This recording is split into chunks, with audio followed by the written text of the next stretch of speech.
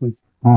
Madam काय सांगा, मंगल कार्यालयात गेले पण हजार एक लोक मतदारांना डांबून ठेवण्यात आलं होतं आणि त्यांना पैसे डांबून ठेवल्याचा आरोप त्यांनी स्वतः केला. आज सकाळी टीव्ही 9 लाईव्ह न्यूज आली. त्या अनुषंगाने आम्हाला तक्रार प्राप्त झाल्याच्या नंतर सर्वप्रथम आमची जी FST टीम आहे त्यांना कॉन्टॅक्ट करून सगळी ठिकाणी तात्काळ जाण्याच्या सूचना दिल्या. त्यासोबत पोलीस निरीक्षक साहेब यांना देखील आम्ही स्पॉटवर जाऊन जे काही प्रकार होत आहेत त्याची दखल घेण्यासंदर्भात सूचना दिलेल्या होत्या. सकाळपासून आमची पूर्ण यंत्रणा निवडणूक आहे त्याच्यासाठी राबते. आपल्याकडे एकूण 33 मतदान केंद्र आहे. तर 33 मतदान केंद्रावर पुरेसा पोलिंग स्टाफ आहे.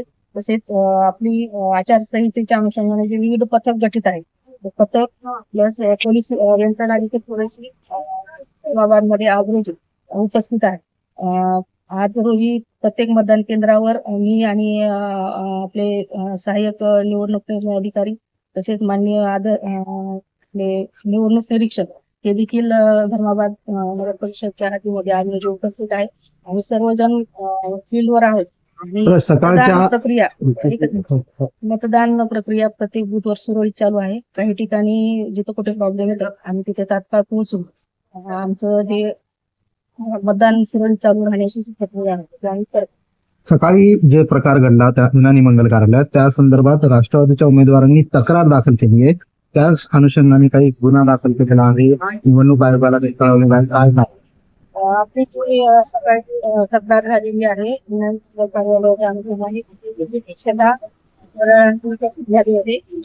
कार्यालयाची मी आणि PI यांनी संयुक्तपणे पाहणी केलेली आहे आणि PI यांना सदरील प्रकरणामध्ये पुढे चौकशी करून अहवाल सादर करण्यासाठी सांगितलेला आहे. माननीय जिल्हा निवडणूक निर्णयाधिकारी जिल्हाधिकारी यांनी सविस्तर असा अहवाल या संदर्भात पाठवलेला आहे. पुढे चौकशी करून जो काही अंतिम रिपोर्ट आहे ते देखील आम्ही प्रभाग क्रमांक 1 शास्त्रीनगरमध्ये जो काही प्रकार घडला त्याची काय दखल घेऊ? प्रभाग क्रमांक 1 शास्त्रीनगरमध्ये कोणता? तुम्ही त्या मंदिराच्या बाहेर ओके, आपण जो आता स्पॉटवर आहोत तर याच्या अनुषंगाने देखील आपण तक्रार अधिकारी मॅडमकडे एक फोन आलेला होता.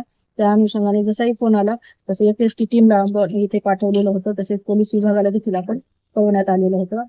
माझ्या माहिती झाली होती आणि माननीय मॅडम देखील इथे तात्काळ स्पॉटवर आलेल्या होत्या आणि त्या अनुषंगाने आपण इथे देखील येऊन भेट देऊन इथली परिस्थितीचा आढावा घेतलेला आहे. मॅडम, सकाळी जी काही घटना घडली त्या मंगल कार्यालयात लोकांचं पण स्पष्ट म्हणणं आहे की भाजपचे कार्यकर्ते, राष्ट्रवादीचं म्हणणं आहे की भाजपचे आमदार आणि त्यांच्या कार्यकर्ते आपण चौकशी करायच्या सूचना आणि दिलेल्या इथे पण लोकांनी नावं घेतलेली आहेत. चौकशीच्या सूचना दिलेल्या आहेत. आपण चौकशी अंती जे काही येईल त्यानुसार आपण पुढे कारवाई करू. आता पण किती गुन्हे दाखल झाले संपूर्ण निवडणूक प्रक्रियेमध्ये आचारसंहिता भंगाची किंवा पैसे वाटपाची वगैरे गुन्हा तसे नोंद झालेले नाही. पण आपलं पथक आहे, आपली VST आहे, FST आहे. यासोबतच आपण 2 SST टीम देखील गठीत केलेली होता. त्या अनुषंगाने आपण पूर्ण टीम आणि पूर्ण यंत्रणा लावलेली आहे आणि तसा वेगवेगळे अहवाल देखील माननीय कलेक्टर साहेबांना आपण देत आहोत.